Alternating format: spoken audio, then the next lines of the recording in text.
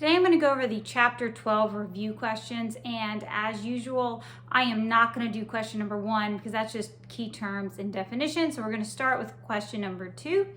And question number 2 asks you to determine the oxidation states of iodine, and bromine. And so I've gone ahead and I've started with the Lewis structure of these two elements to help with that. Now, I don't have my complete periodic table because that just takes up too much space.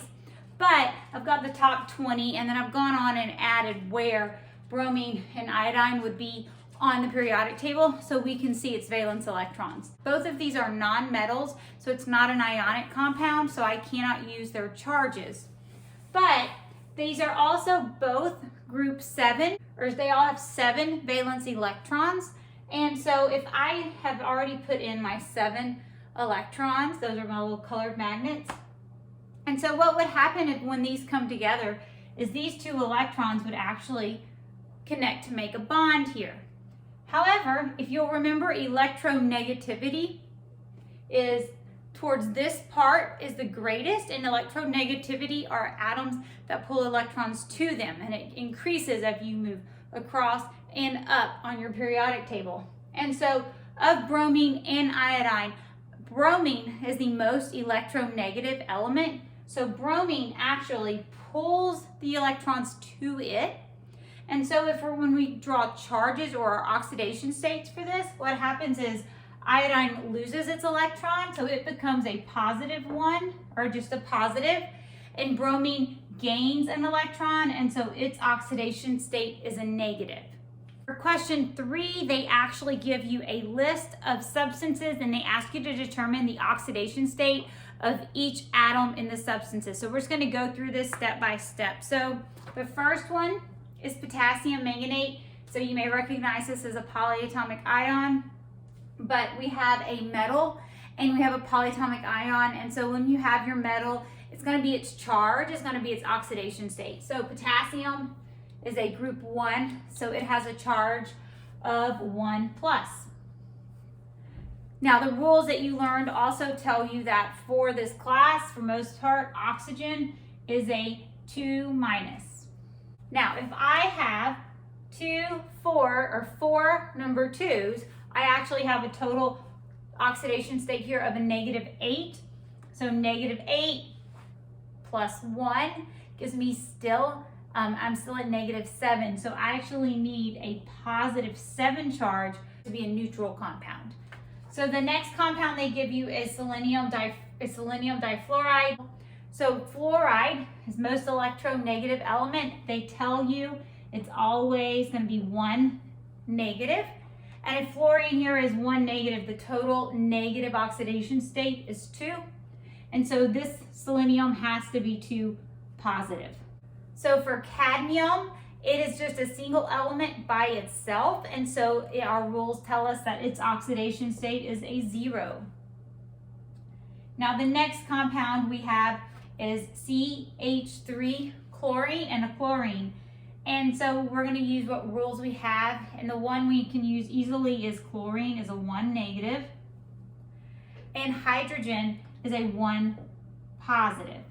So if I have a 1 positive for hydrogen, that gives me a total of 3 positives. So if I have 3 positives and 1 negative, I actually have in this compound a total charge of 2 positives.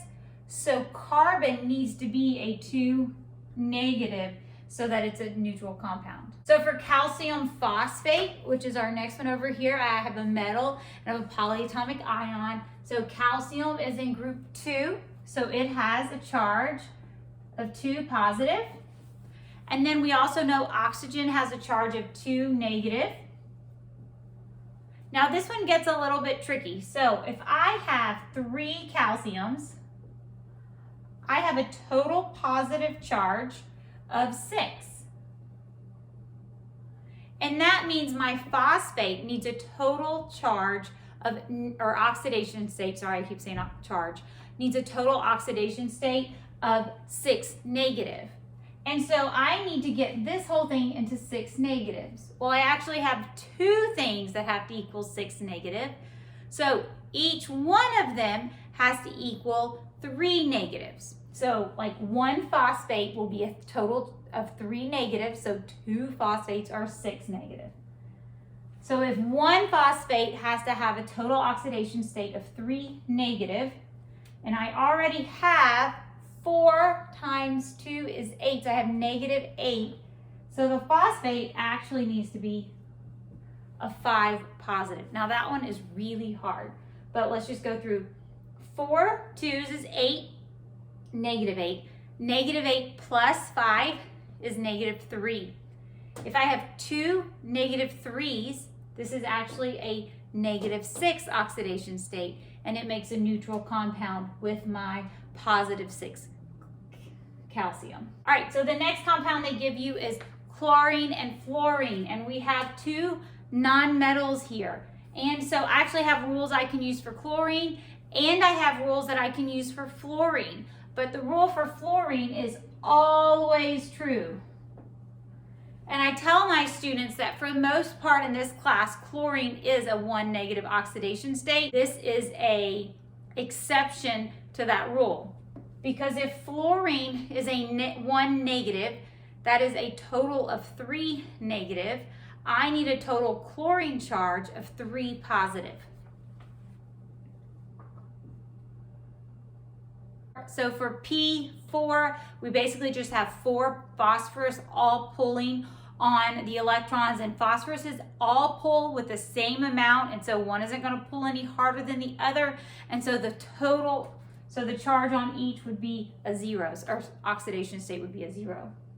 And so our last one, they tell us it's NH4 positive, and so this positive actually refers to the entire compound. So instead of trying to get a compound with a total oxidation state of 0, I'm trying to get a compound with an oxidation state of positive 1. And so from my rules, I know that hydrogen is a 1 positive.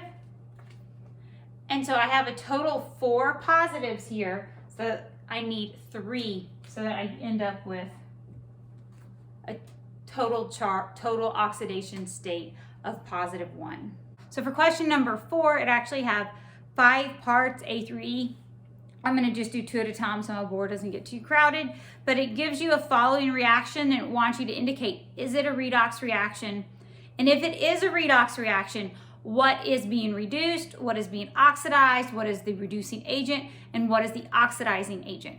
So in order to tell if it's a redox reaction, the first thing you have to do is you have to write down the oxidation states above the compounds in the formula. That way you can tell if electrons are being gained or lost. So we're going to do that for the part A. So for the first one in A, we have chlorine Cl2. It's a homonuclear diatomic. So in this compound, chlorine's pulling on the electrons, but both chlorines have the same strength or same electronegativity. So they pull equally, so it's an oxidation state of 0. The second compound, we have sodium bromide, and sodium is a metal and it is in the group 1, so it is 1 plus, and bromine is actually down here under chlorine, so it is 1 negative. And then when we come down here to sodium chloride or just table salt, sodium is still a 1 plus, and chlorine is still a negative 1. And chlorine is still a 1 negative. I'm just figuring those out because of my oxidation states. These are ionic compounds, and so I can use the charges to determine, I can use the charges to determine the oxidation state. And then again, for bromine, Br2, it's another homonuclear diatomic. Both bromines are pulling at the same tug on each side. They have the same electronegativity, so nobody wins the electrons, so they have an oxidation state of 0. So let's look and see if anything is gaining or losing electrons. So chlorine is going from being an oxidation state of 0 to an oxidation state of 1 negative. And so as it's becoming more negative, it's actually gaining an electron. If you'll remember, Leo says grr. I think that's kind of a silly analogy, but I guess if it works, right? So chlorine is becoming more negative, it's gaining electrons, so it is gaining electrons being reduced. So we're gonna write down here reduced. I'm just gonna write red for short. So then let's come back. Sodium is staying a 1 positive throughout the whole reaction. And the next one is bromine. It has a -1 electron and it's going to become 0. So when it's becoming more positive, it's losing electrons. And so losing electrons is loss of electrons, oxidation, Leo. So bromine is oxidized. Now, when we're going to also have to label the oxidizing agent and the reducing agent. So if you'll remember, what is being reduced is actually the compound chlorine. Since it's being reduced, it's doing the oxidization. And bromine, since it's being oxidized, it's what's doing the reducing. So it's called the reducing agent. Let's do question B. This one has in the past been challenging for my students. So let's go through it step by step. For figuring out the oxidation states first, just to even determine if it is a redox equation. And so hydrogen has an oxidation state of 1 plus, and we're gonna stick with oxygen with the 2 negative. So I have 2. Oh, I think what stumps my kids sometimes is they use this big 2 here when calculating oxidation states. Don't use the coefficients, only refer to the subscripts. So if I put my hand over it, 2 times 3, so I have a total charge here of 6 negative, and I have a 1 positive. So for this to be a neutral compound, this must be a 5 positive. Don't let that 2 mess you up. So we're gonna come down here, and for hydrogen, we have a 1. And then iodine is a 1 negative. Remember, iodine is actually down here on the periodic table, and so it is traditionally a 1 negative. So now we have nitrous oxide in our products, and I know oxygen is a 2 negative, so therefore nitrogen is a 2 positive. For iodine, I2, this is a homonuclear diatomic. The rule is all their oxidation states are 0. And for water, oxygen is a 2 negative, so therefore hydrogen must be a 1 positive. So now we're going to go through and look to see if anyone is gaining or losing electrons. And so if you'll look and see, I'm going to erase to keep it neat. Hydrogen has a 1 plus, and it has a 1 plus throughout. Nitrogen actually has a 5 plus oxidation state, and it's going to a 2 plus. So it is becoming more negative. So nitrogen is actually gaining electrons, and so it's gaining electrons reduction. So nitrogen is being reduced. And let's keep going. Oxygen stays 2 negative throughout. Iodine, though, goes from being a 1 negative to a 0. So iodine is actually losing electrons. It's becoming more positive, and that is oxidation. So then you're going to find the oxidizing agent and the reducing agent. And so since nitrogen is being reduced, nitrogen is doing the oxidizing, so we call it the oxidizing agent. And since I2 is oxidized, it is doing the reducing, so we call that the reactant with it in it the reducing agent. So for 4C, we have magnesium nitrate reacting it with sodium hydroxide or lye. So let's go through and figure out the oxidation states. So magnesium is a group 2, so it has an oxidation state of 2 plus. And then we all have the compound nitrate, and so we know oxygen has an oxidation state of 2 minus. And this whole compound has to balance out with a magnesium that's 2 plus. But I actually have 2 of these, so I need each nitrate to have a total charge of -1. Then 2 nitrates will have a total charge of -2, and those will balance out with the +2. So if I need to have this have a total charge of -1, I have 2 times 3, which is -6. So therefore the nitrogen is a 5 positive. Here the sodium is a group 1, so it is a 1 plus. Oxygen is a 2 minus, and hydrogen is a 1 plus. Magnesium comes from group 2 again, 2 plus.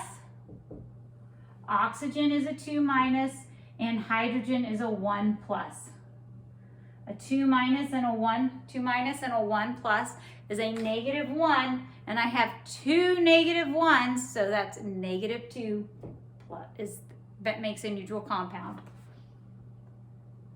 All right, so back here to sodium again is still going to be a 1 plus.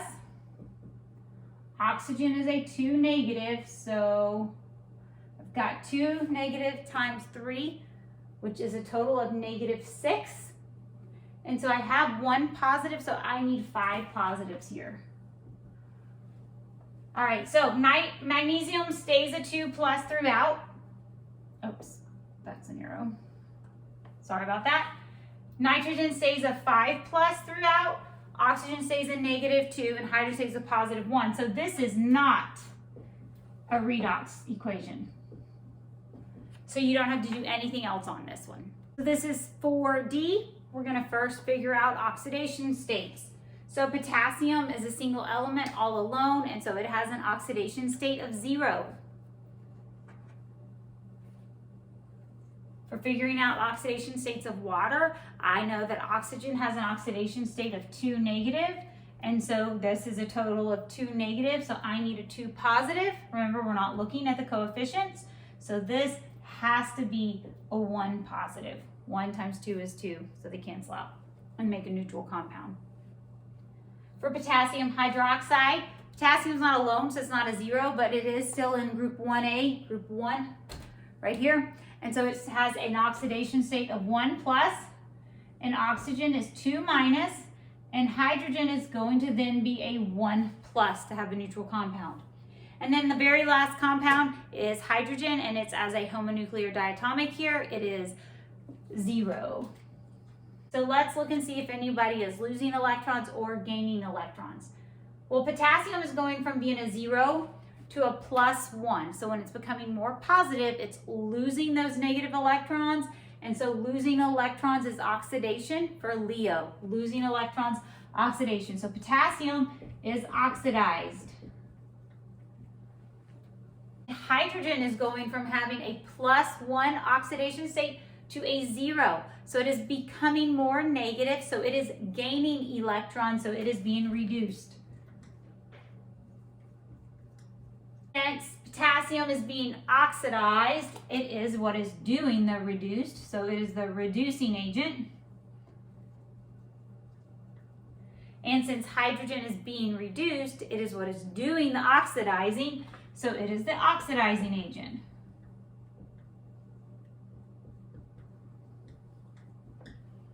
This is 4E. It is the last of these problems. So let's go through and do the oxidation states. I would challenge you to stop, do it yourself, and then come back and check. But Fe is all by itself as a compound. Even though there's a 2 here, we're not looking at coefficients. And so when it's a single element, it has an oxidation state of 0. Now we have a V2O3. We don't see V2 often or vanadium too often in our chemistry. But you know the oxidation state of oxygen is a 2 negative. So we have 3 of those, so we have a total oxidation state of 6 negative. So vanadium must have a 3 positive, so that they have 6 total. And now we're going to move to Fe2O3, and oxygen, yet once again, is a 2 negative. So I have a 6, and so I need a 6 on the iron side, so 2 times 3, 6. And oxygen is still 2 negative, so just V must be 2 positive in that one. Now let's see if we are losing any electrons or gaining. So iron is going from being a 0 oxidation state to a 3 plus. When it's becoming more positive, it's actually losing electrons. It's Leo, so it's oxidized. And I know I'm just saying iron because that's what we're looking at, but the whole compound is what's being oxidized. And so oxygen stays 2 throughout, but V goes from being a 3 plus to being a 2 minus. So it is becoming more negative. So it is gaining electrons, and gaining electrons, GR, is reduced. So its compound on the products is reduced. Now, since iron is being oxidized, it is doing the reducing. So it is called the reducing agent. And since V is being reduced, it is doing the oxidizing. So it is called the oxidizing agent. That's the last one of those. Number 5 is just a simple fill in the blank. It says batteries are based on, and I hope you realize half the chapter is on studying this, called galvanic cells. Question number 6 says, what does the salt bridge do in a galvanic cell? And if you'll remember, in a galvanic cell, you have 2 things of solution, and electrons are going one way. And eventually you will end up with a whole bunch of electrons or negative charge over here. And since like charges repel, these electrons will quit coming into this side because they'll be repelled each other's back, or they'll just stop coming. So we put what's called a salt bridge in, and it allows the charges to flow back, and so it keeps the sides neutral. So it keeps it neutral.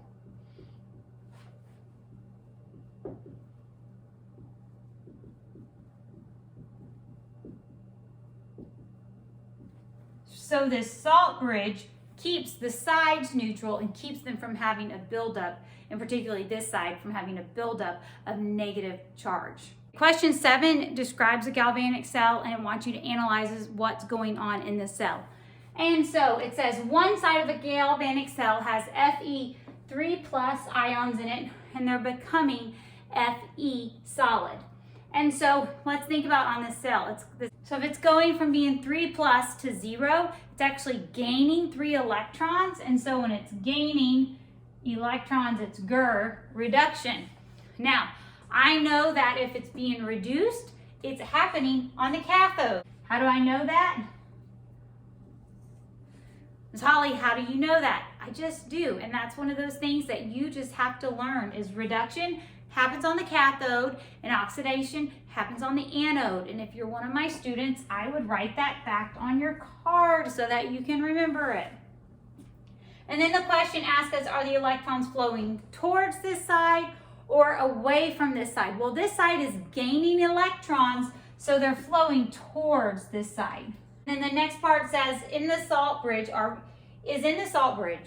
there positive ions flowing or are there negative ions flowing towards this side?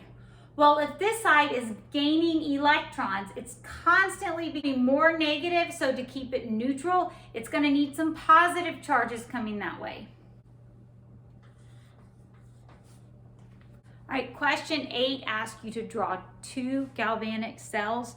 So this is the equation for the first one. We have lead solid, so I know that's going to be one of my electrodes. And I have silver in an aqueous solution, and it's producing lead in an aqueous solution and silver solid. We really can start to draw and fill in what goes where. We need to know what's being oxidized, what's being reduced, so we have to fill in oxidation states. So for lead, since it's a compound all by itself, its oxidation state is 0. For silver, they actually tell it to you, it's 1+. And the same for lead down here. They tell it to you it's 2+. And then silver, since it's alone, it's a 0. So let's look at what is being oxidized and what is being reduced. So lead is going from being a 0 to a 2+.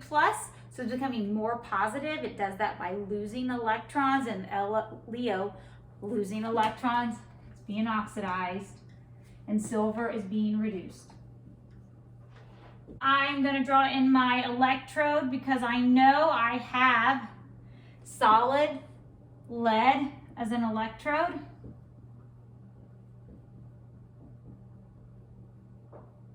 But the other electrode, I'm not really sure what it is. It could be silver because I have silver solid in the products, but I also can get silver solid just coming out of the solution. If you do this in class, you'll see like kind of gross, crusty, flaky stuff form on one side. And so I don't know exactly what this metal is. Could be silver, could be something else. So I know that lead is being oxidized. It is losing the electrons.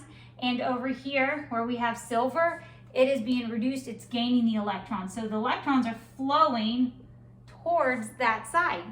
And the solution over here, since we have lead is actually going to be reacting in this solution. And we're going to have some Pb2+ ions in this solution. And then on this side, we are going to have some silver ions. Don't forget your salt bridge.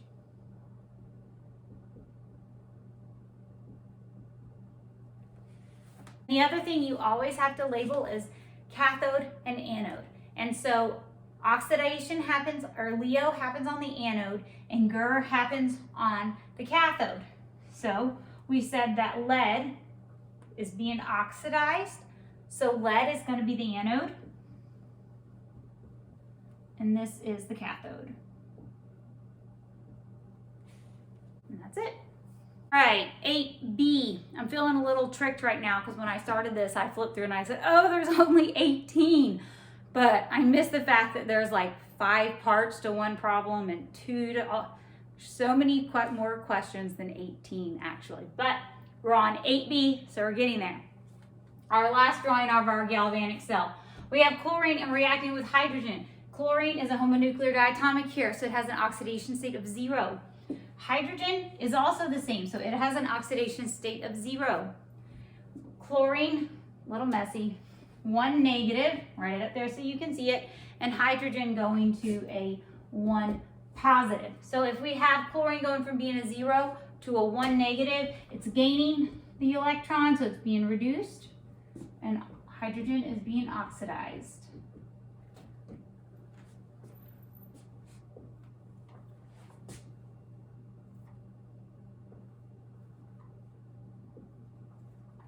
All right, so I'm going to draw in my electrodes now. I actually don't have any products or reactants that the phase symbol is solid on, so I know I have an electrode, but I don't know what metal it is. They don't tell me.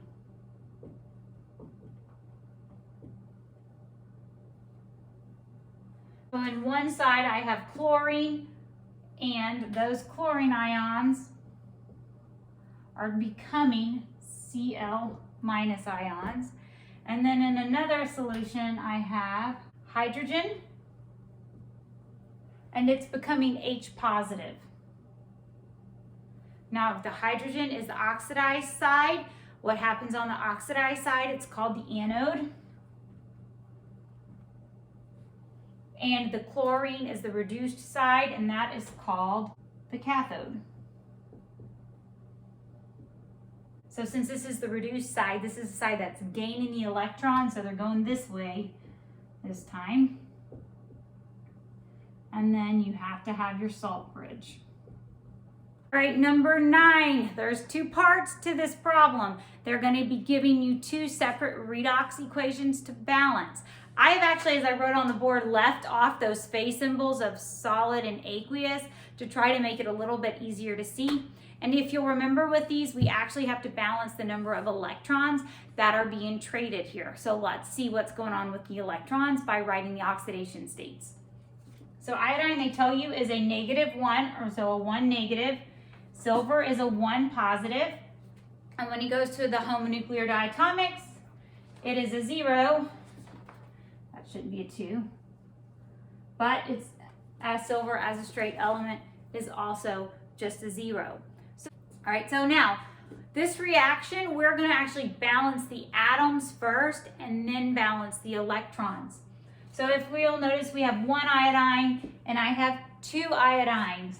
So I'm going to put a 2 over here. Iodine is going from being 1 negative to 0, so it's moving 1 electron, but that's actually happening twice because it's happening with 2 iodines. So just think about, we have -1 to 0.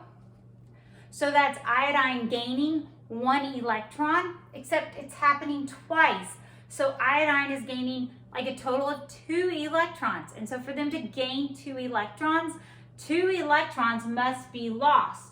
While silver is going from a 1 plus to a 0. So that is only 1 electron. So that there's 2 electrons going, I am going to put a 2 in front of both of the silvers. And now it's balanced. For 9b, it's the same. It's balancing a redox equation. So we're going to figure out the oxidation states. We're going to balance the atoms, and then we're going to balance the electrons. So first we're going to figure out the oxidation states.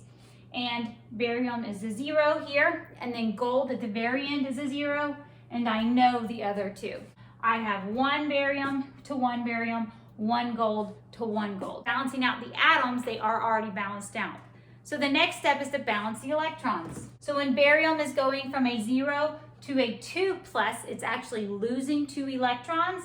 But then when gold is going from a 3 plus to a 0, it's gaining 3 electrons. So we have 1 losing 2 and 1 gaining 3. And so we need to look and see how can we balance that out. Factor is actually a 6. 2 times 3 is a 6. So I'm going to get it to losing and gaining 6 electrons. So since barium is losing 2, so I need this to happen 3 times, so I have a total of 6.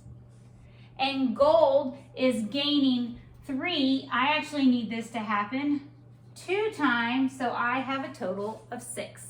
Question number 10 tells us a student says that since the battery he is using is a dry cell, it contains no water. Is this student correct or incorrect?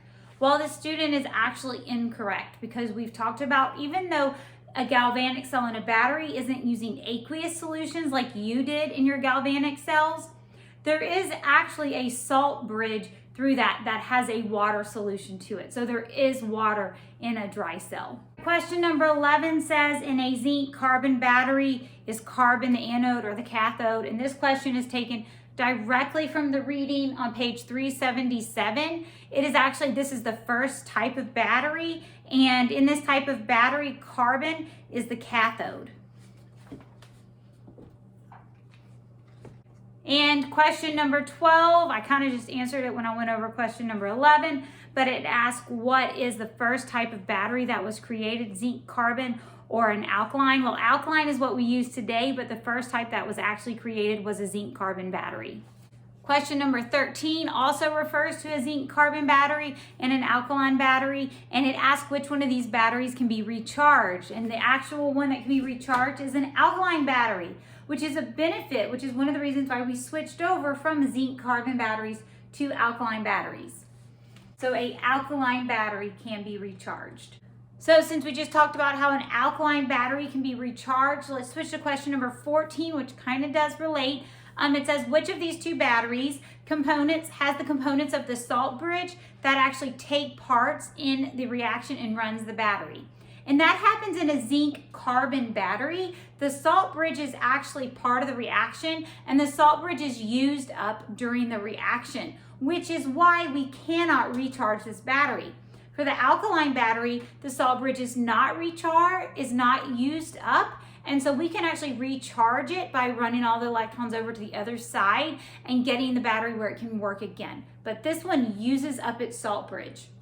Question number 15 says, what causes a battery to die? I feel like at my house, if I'm even lucky to find batteries, half the time when I get them, they're dead or they only halfway working. But what causes them to die is this is just a chemical reaction. And so when the reactants get used up, the chemical reaction cannot keep going. So it dies when some of the reactants are used up.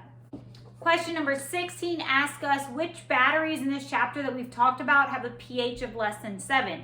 We talked a lot about alkaline batteries, but alkaline is another word for basic. And so those are going to be compounds that are from the 8 to 14 range. So ones that are a lower or an acidic pH are the lead acid batteries,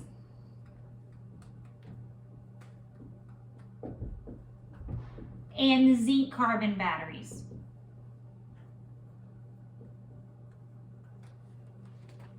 Question number 17 says, when a metal is electroplated onto an object, should the object be attached to the anode or the cathode of the battery. And I'm hoping you do an electroplating experiment in class because they're really kind of fun.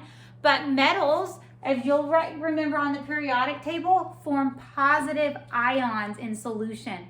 And so to get them to go back to the solid form as a positive ion, they actually need to gain electrons. So your metal needs to be put on the side of the battery that is losing electrons. So if that side of the battery is losing electrons, your metal can then gain those electrons. Now the battery that's losing electrons is the anode. And I told you, you need to remember that Leo, these lose electrons on the anode and that the cathode gains electrons. All right, the last one is question number 18. It says you have a gold metal that you want to electroplate onto an object. That would be kind of cool to put gold on something. What would you do to make a solution that you can use in the electroplating process? So you would need to get the gold into a solution. And so to get a gold metal into solution, you would actually need a strong acid to do that. And when you would use the gold with a strong acid, you would end up with gold ions in solution that you could then electroplate. All right, guys, great job on those chapter review questions.